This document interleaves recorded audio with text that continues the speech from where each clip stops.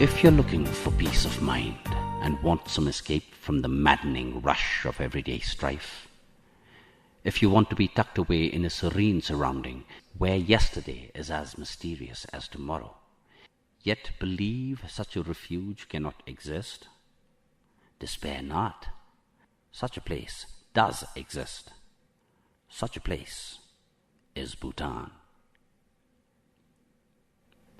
Located in a forgotten pocket in the eastern Himalayas between China and India, Bhutan is a quiet kingdom that few have heard of and even fewer have traveled. It is a quaint pocket of peace and calm that chose to remain hidden and isolated until recently. It is a land where history textbooks tell of saints who traveled on the backs of flying tigresses. And even today, Buddhist teachers are more popular and revered, while wooden phalluses adorn homes as religious symbols. But it wasn't until the 17th century that the first centralized government was formed under Zhabdrung Ngawang Namgyal, a leader of the Drukpa Kagyu school of Mahayana Buddhism.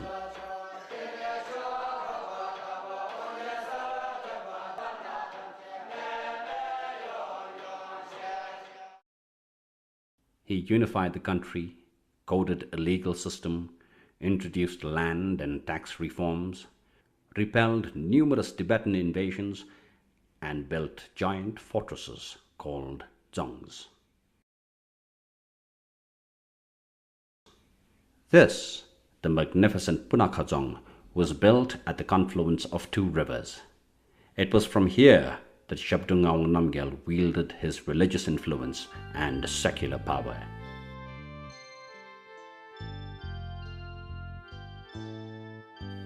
Today, this dzong is still the winter residence of the Jigme, the abbot of the central monastic body. In summer months, the Jigme resides at Tashi Chazong, which also houses the office of the King of Bhutan in Thimphu, the present capital city. 4 generations of kings have followed since. The benevolence of the Wangchuck dynasty is evident in the fact that the 4th king, Jigme Singye Wangchuk, and his son, the present king, Jigme Namgyal Wangchuk, remain the most popular and beloved personalities in the country. In a sense, Bhutan emerged from the Middle Ages only in the 1960s when it opened up to the world beyond its borders and built its first schools, roads, and hospitals.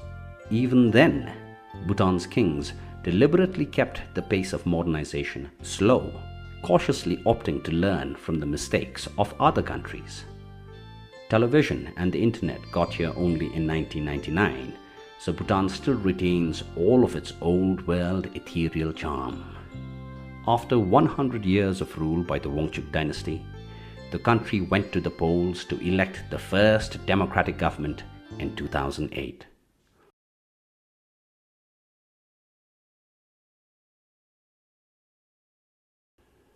Thimphu, the political capital, is also the commercial center and the only capital city in the world that has no traffic lights. Instead, traffic is marshaled by policemen who use an elaborate set of hand signals.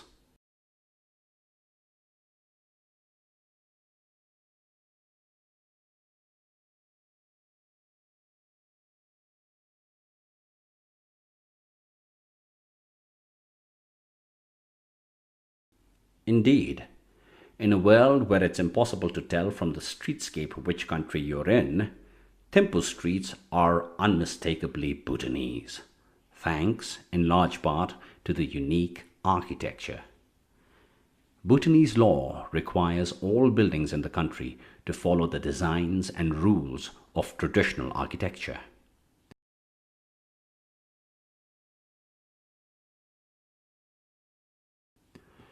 Wooden surfaces such as beams, windows, and doors are normally painted with various floral, animal, and religious motifs and colors, each with a special significance.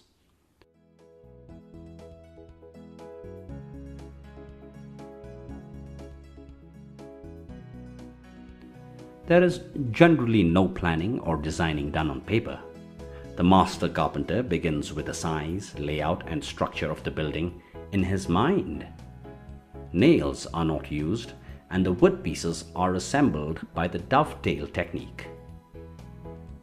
The best examples of traditional Bhutanese architecture can be seen in dzongs, monasteries, houses, and bridges.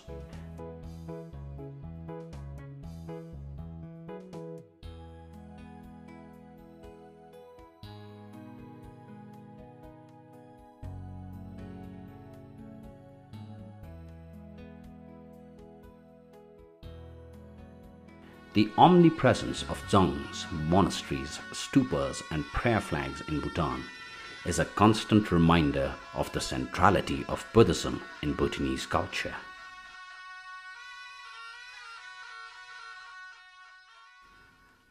Houses, some of which are adorned with religious phallic symbols to ward off evil, contain discreet shrine rooms, while Buddhist teachers are more popular and revered. Monks, prayer, and respect for everything living are integral to the Bhutanese way of life.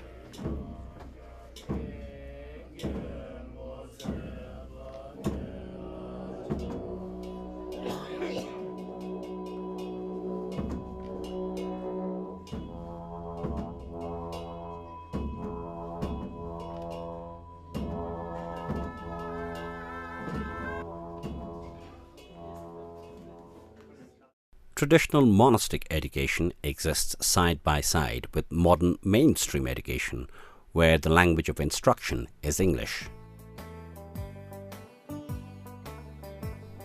Education is provided free of cost by the government, and schools can be found in even the remotest rural pockets.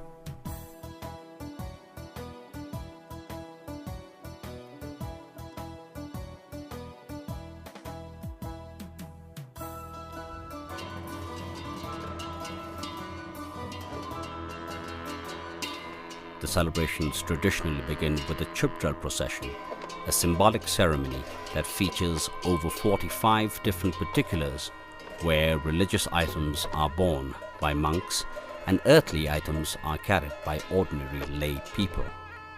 The Chupdral procession occurs on auspicious occasions, and today Thimphu is celebrating the National Day. In attendance is none other than His Majesty the King.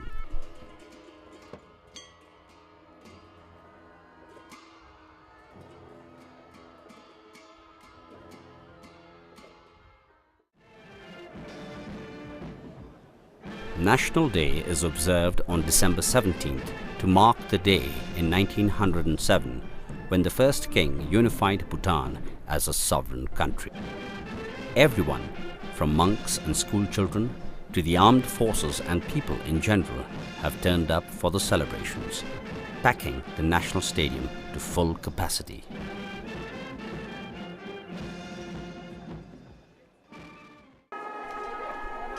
Locally though, anywhere in Bhutan, the most celebrated festival would be the local Tsechu. Like most festivals anywhere, a Tsechu is an annual social affair. Populaces gather at the local dzong or monastery in the Western equivalent of their Sunday best with packed lunches and make merry. The high point of such festivals are masked dances that monks perform according to steps meticulously choreographed by Buddhist masters in the distant past.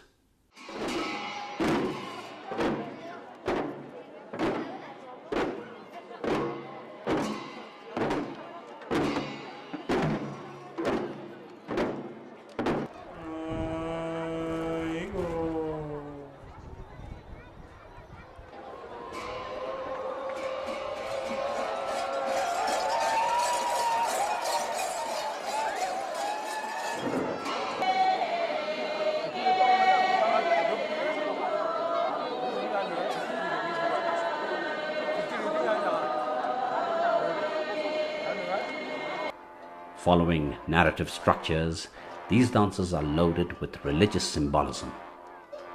The numbing clash and blend of colors, as well as the symphony of traditional gongs, horns, cymbals, and drums, however, make Sechu's especially memorable auditory and visual experiences. The best-known Sechus are those of Punakha, Paro, Thimphu, and Wangchuck.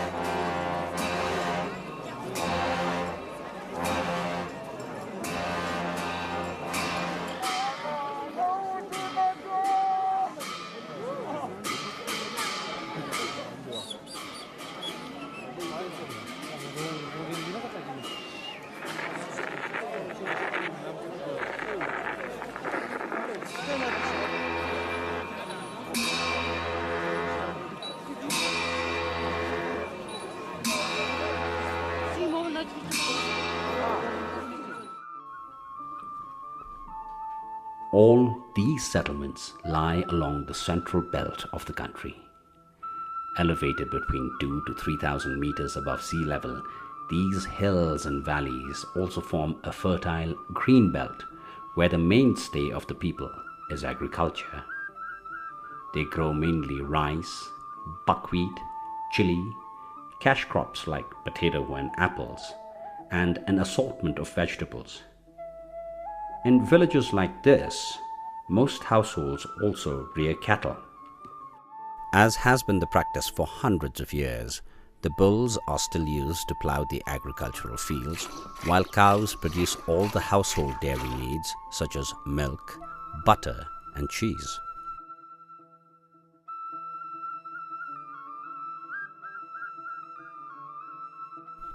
When the womenfolk are free from agricultural work, they will often spend time weaving. Bhutan boasts a unique weaving culture, and Bhutanese textiles are celebrated at home and abroad for their abundance of color, sophistication, and artistry. Bhutan's ecology is astounding. Along with the Eastern Himalayas, it is recognized as one of the world's 10 biodiversity hotspots.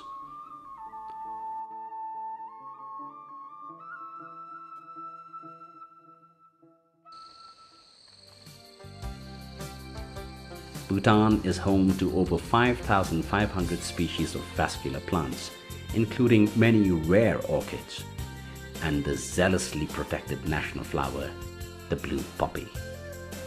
Some 770 species of birds and 165 mammal species thrive here too.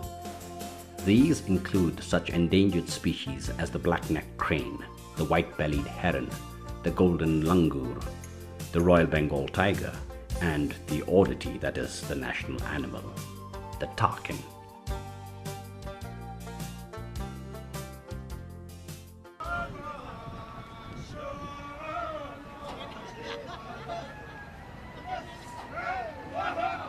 The national sport here, archery, requires the sportsman to guzzle down copious amounts of alcohol in the field. It's no wonder progress here is officially measured not in terms of GDP, but GNH, or gross national happiness.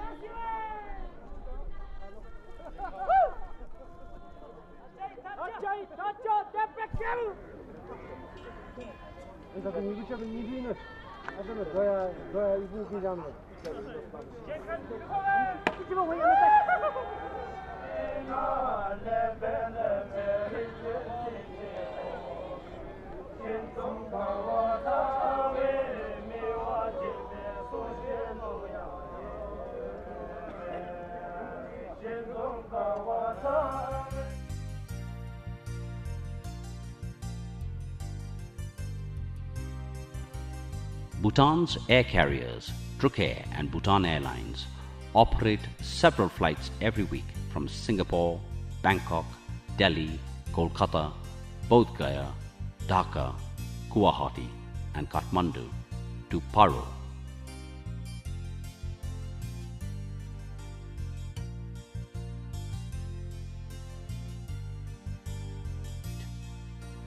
Three domestic airports have recently been constructed at Gyelephu in the south, Pumthang in the center, and Yongphula in the east. For 100 years, until April 2008, the country was ruled by the Wangchuck monarchical dynasty. The country went to the polls to elect the first democratic government in March 2008. Unlike in most countries where democracy has been achieved through revolution, this change was initiated by the throne. The people did not want it, as they had been more than happy with the monarchy. Today, the present king rules in a capacity more titular than de facto, yet he and his father remain the most respected and indeed the most beloved personalities of the Bhutanese people. It was in fact King Jigme Singye Wangchuk, the father of the present king, who initiated the idea of gross national happiness, or GNH. GNH is Bhutan's own unique model of sustainable development, one that seeks economic development, but not at the cost of corrupting administration, degrading one's natural environment, or diluting cultural values. Thus, along with economic development, good governance, environmental preservation, and promotion of culture are the four pillars of the GNH model. The tourism policy is unique as the country itself. Bhutan recognizes tourism's economic benefits, yet the dominant belief among the people, the government, and even those in the tourism industry here is that the nation must not be blinded by the lure of tourist dollars, as has happened in our neighboring countries. Tourism's impact on the social cultural front, on the local environment, and to our indigenous cultural practices and values are equally considered. Few people live between the tree line and the greater Himalayan peaks that rise over 7,000 meters above sea level. The bulk of the people populate the hills and valleys of the central region, which is divided in a north-south direction by the Wangchu, Punachangchu, Mangdechu, and Kurichu rivers. The southern foothills, which form the industrial belt, drop sharply away from the Himalayas into large tracts of semi-tropical forest and grassland. This remarkable range of altitude obviously means a remarkable range in weather as well. The north is perennially covered with snow. Weather in the central belt has often been compared to cold European weather. Winter lasts here from November to March. Southern Bhutan is characterized by atypical hot and humid subtropical conditions. The four seasons in Bhutan have generally been compared to those of Western Europe in terms of conditions and timing. Most tourists visit Bhutan in spring, mid-March to mid-June, and autumn, mid-September to mid-November, when less rain, mild temperatures, and clear skies make sightseeing most pleasant. Typically, you begin a trek in Bhutan in scented pine trees on the lower slopes before entering brooding oak forests. Above you, cypress, spruce, juniper, and birch scamper up the mountainside, clinging improbably to sheer cliffs where their feathery branches catch the sun and line the mountains with tinsel. So they say the best way to see Bhutan is on foot, lugging tents and food on horses and yaks.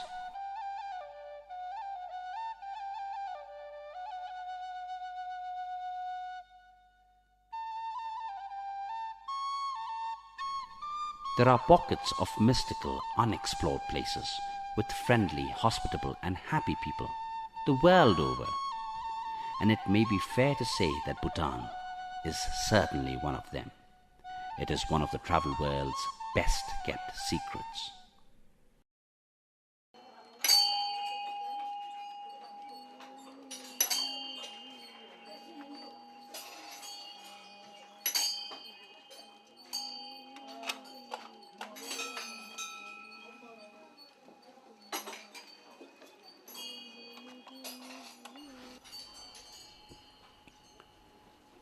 There are pockets of mystical, unexplored places with friendly people the world over. And it may be fair to say that Bhutan is certainly one of them. It is one of the travel world's best kept secrets.